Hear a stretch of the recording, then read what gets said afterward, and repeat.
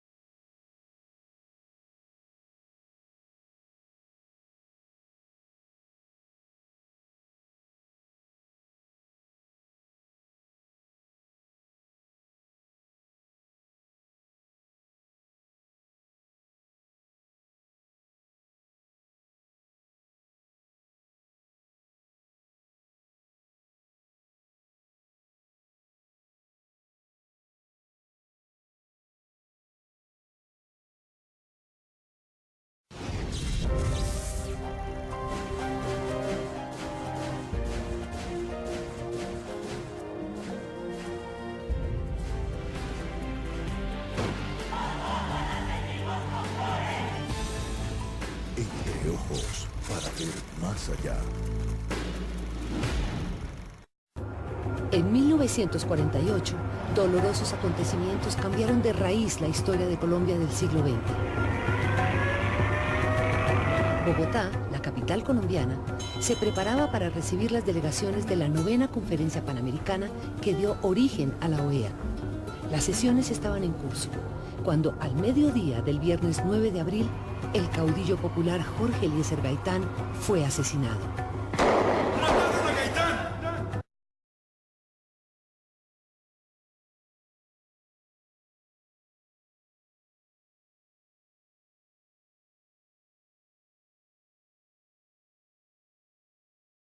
Mataron al padre de Colombia. Miles de asesinatos y desplazamientos empezaron a ser el pan de cada día. En respuesta, campesinos y campesinas empezaron a organizar grupos de autodefensa que los protegieran de la persecución del gobierno. Es lo que hoy conocemos como las primeras guerrillas liberales y posteriormente guerrillas comunistas de nuestro país. Entonces, la élite colombiana decidió hacer un pacto, crear un sistema de gobierno que acabara con la disputa entre el Partido Liberal y el Partido Conservador. Se repartirían el gobierno cada 4 años y excluirían a cualquier forma de organización política, es decir, que excluirían al pueblo que se estaba organizando. En 1958 simularon crear una nueva democracia, el Frente Nacional. Sin embargo, esta nueva forma de gobierno no solucionó los problemas que se vivían en Colombia. Ya no se hablaba solo de la violencia en el campo, sino de la violencia social que las políticas de gobierno de liberales y conservadores estaba creando. Trabajos y salarios miserables, educación privada y desplazamiento forzado. El pueblo no se sentía reconocido en el Frente Nacional y seguía organizándose para luchar por los derechos. En este ambiente se desarrollaron los paros cívicos de 1971 y 1977. En la década de 1980, el gobierno y la guerrilla de las FARC iniciaron acercamientos para dialogar sobre el fin de la guerra en Colombia. Los diálogos de la Uribe partían de un reconocimiento básico. Los colombianos y las colombianas merecen vivir en paz. Debían reconocer las persecuciones contra la organización social, la exclusión política, las condiciones de inequidad económica y social. El gobierno aseguró a la guerrilla que podía participar en los escenarios políticos si dejaba las armas. Entonces, en alianza con otros partidos políticos y movimientos sociales, se fundó la Unión Patriótica, expresión política del pueblo colombiano. La esperanza de poder luchar por un país equitativo y digno llenó de alegría al pueblo colombiano, que en las primeras elecciones regionales y departamentales de la historia de Colombia en 1986 salió a votar de manera masiva, alcanzando 5 senadores, 9 representantes a la Cámara, 14 diputados, 351 concejales y 23 alcaldes. Cuando la guerra se le mete a la casa y lo saca, uno tiene que enfrentarse. Nuevamente, la fuerza de la organización popular asustó a la oligarquía colombiana. que no tardó en organizar nuevos grupos paramilitares, que en alianza con el gobierno llevaron a cabo el más grande proceso de exterminio vivido por la humanidad, el genocidio de la UP. Las garantías para la participación democrática nunca se realizaron, pues más de 4.000 miembros de la Unión Patriótica y más de 1.500 del movimiento político a luchar fueron asesinados. De la Unión Patriótica, dando rienda suelta a la acción del paramilitarismo institucional. No importando su condición social. A pesar de ello, el gobierno colombiano montó un segundo teatro de la democracia y convocó a una Asamblea Nacional Constituyente el 9 de diciembre de 1990, el mismo día que bombardeaba Casaverde, sede de los diálogos de paz. El resultado fue la Constitución de 1991, que si bien establece que Colombia es un Estado social de derecho, también es el documento que permite el ingreso de las políticas neoliberales en Colombia.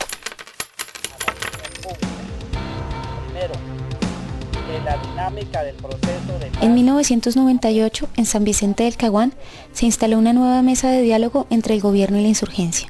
Pero mientras el pueblo colombiano se organizaba para participar en la mesa, el gobierno buscaba la manera de rearmarse militarmente a través de la alianza con los Estados Unidos, el Plan Colombia. La seguridad de los ciudadanos exige que la tropa... Los diálogos se rompieron en el 2002 y con el gobierno guerrerista de Álvaro Uribe vinieron para Colombia 8 años más de violencia estatal y paraestatal, desapariciones forzadas, falsos positivos, persecución a la oposición y a la organización social y popular, y los años más violentos de transformación neoliberal. La seguridad democrática alejó a Colombia de la paz cada vez más. El diálogo es sin duda alguna la ruta. El pasado mes de noviembre se abrió una nueva ventana de esperanza, el establecimiento de una nueva mesa de diálogo. El pueblo colombiano debe tomar un papel protagónico en este proceso, que no permita que los señores de la guerra acaben con nuestra esperanza y los errores del pasado vuelvan a cometerse. Te invitamos a marchar este 9 de abril. Recuperemos nuestra memoria histórica, recuperemos el sueño de Gaitán, recuperemos nuestras luchas, nuestros sueños y nuestra esperanza. La fuerza del pueblo organizado es incontenible, la paz está en nuestras manos. Somos más, ahora sí, la paz. Yo soy un pueblo que me sigue, porque se sigue a sí mismo cuando me sigue a mí, pero he interpretado.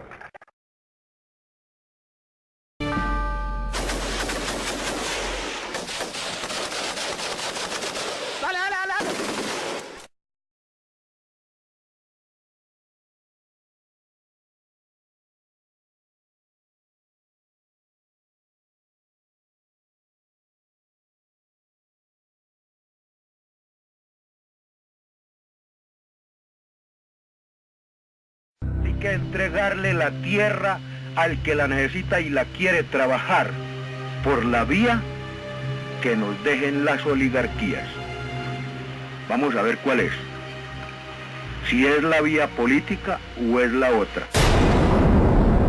Durante el gobierno de Guillermo León Valencia en el año de 1964 se crearon las Fuerzas Armadas Revolucionarias de Colombia, FARC, en la República Independiente de Marquetalia, en el Tolima. Este grupo guerrillero sobrevivió a la arremetida del presidente, que inició una ofensiva para recuperar el monopolio estatal en las zonas controladas por grupos insurgentes. Las FARC, lideradas por Pedro Antonio Marín, alias Manuel Marulanda Vélez, se crean bajo influencia campesina estudiantil y con el apoyo de un sector del Partido Comunista. Yo soy Marulanda Vélez.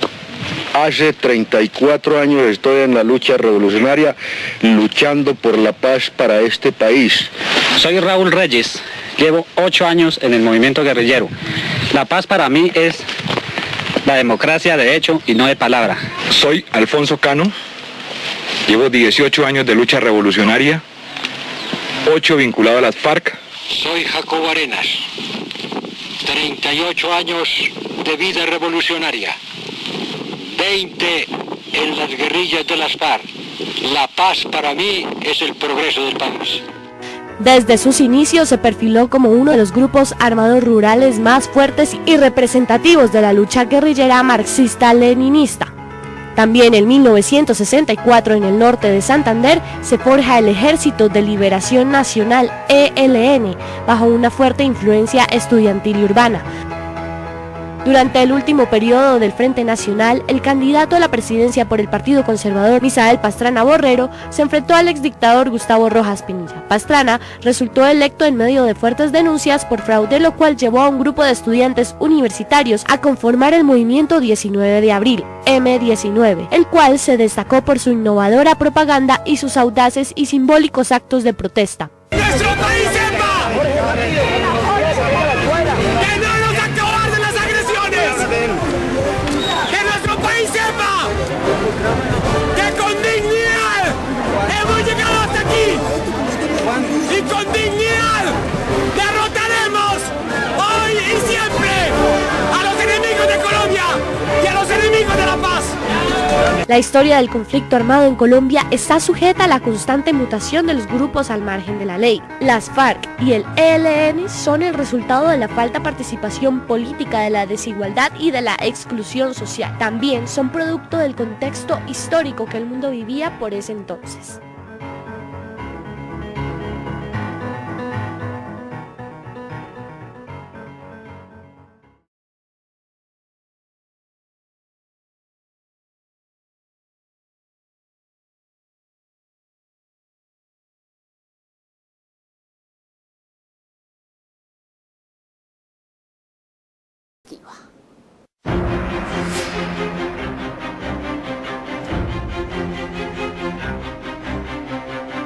La historia de los intentos de paz en Colombia no es reciente. Se remonta a 1953, cuando en el mandato de Gustavo Rojas Pinilla se firma un acuerdo para indultar a los alzados en armas, propósito que se diluye después del asesinato de varios reinsertados que despierta la furia de los sobrevivientes. Y mientras que el gobierno no escatimaba en esfuerzos para calmar los ánimos de, para ese entonces, todavía los pocos insurgentes, se gestaba en el seno de Marquetalia las Fuerzas Armadas Revolucionarias de Colombia, FARC. Así comienza la historia moderna de la violencia sin tregua en este país. 1982, Belisario presidente. Betancur establece una comisión de paz que intenta negociar con las FARC, el M19 y el EPL, pero después del surgimiento de la Unión Patriótica y su posterior desaparición a raíz de los asesinatos selectivos y el holocausto del Palacio de Justicia, en 1985, el péndulo se ubica hacia la negativa al encuentro de la paz. Sin embargo, a finales de los 80 la esperanza renace, el M19 se desmoviliza y en 1990 se negocia un acuerdo de paz. Estoy seguro de no estarnos equivocando en este momento supremo del país y en este momento definitivo para el M19 y para cada uno de nosotros. Pero sin duda alguna el mayor precedente que tiene la historia de diálogos de paz en Colombia es la zona de distensión del Caguán en el gobierno de Andrés Pastrana. 42.000 kilómetros desmilitarizados y puestos a disposición de la guerrilla como garantía para adelantar la tan anhelada tregua que finalizó entre un plantón monumental de tiro fijo al presidente que quedó para la historia recordado como la silla vacía, el desvío del avión de Aires y el posterior secuestro del senador Jorge Eduardo Hechem, hechos que acotaron la paciencia de Pastrana Arango, quien decidió dar por terminada la zona de distensión. Cumplimos con despejarla de la presencia de las Fuerzas Armadas.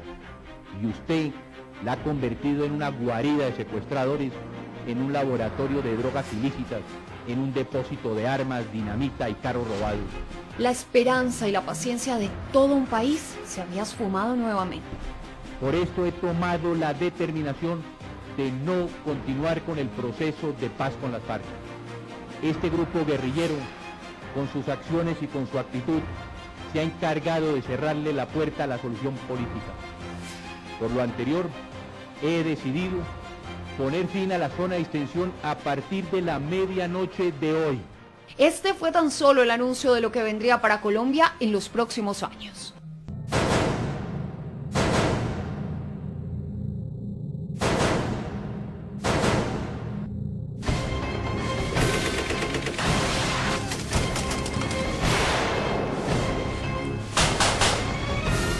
El péndulo de la paz y de la guerra esta vez se ponía del lado bélico con un nuevo discurso, el de Álvaro Uribe Vélez, quien con su premisa de mano firme, corazón grande, prometió conseguir la paz sin diálogos ni treguas al terrorismo y emprendió un ataque frontal contra la extrema izquierda mientras adelantaba diálogos de paz con la extrema derecha.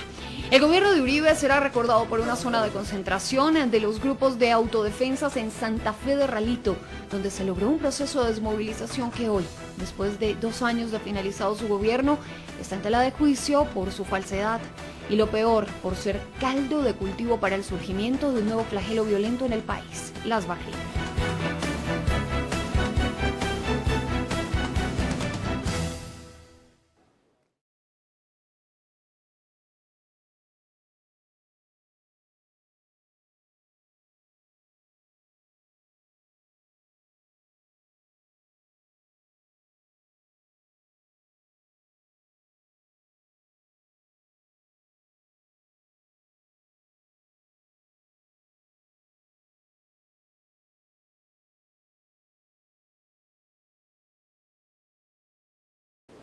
...60 años en la búsqueda de una paz fallida. Hoy nuevamente el péndulo se ubica del lado del cese al fuego. El autor, el presidente Juan Manuel Santos, quien asegura tener en su bolsillo las llaves que abrirían la puerta que conduciría a Colombia por el camino de la tan anhelada paz.